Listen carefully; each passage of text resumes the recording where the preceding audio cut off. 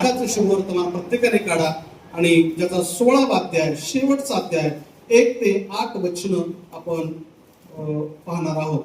Mark याचा 16वा अध्याय 1 ते 8 वचन.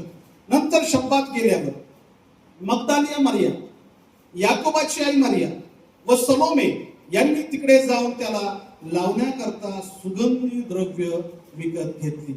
आणि आठवड्याच्या पहिल्या दिवशी भल्या पहाटेस सूर्योदयाच्या समयी त्या कबरेजवळ आल्या. तेव्हा त्या एकमेकींना म्हणत होत्या, आपल्याकरता कबरेकडच्या तोंडावरून धोंड कोण लोटेल? त्यांनी वर पाहिले, तो धोंड एकीकडे लोटलेली आहे असे त्यांच्या दृष्टीस पडले. ती तर फारच मोठी होती. मग कबरेच्या आत त्या गेल्या तेव्हा पांढरा झगा घातलेल्या एका तरुणाला उजव्या बाजूस बसलेले पाहून त्या चकित झाल्या. तो त्यांना म्हणाला, चकित होऊ नका.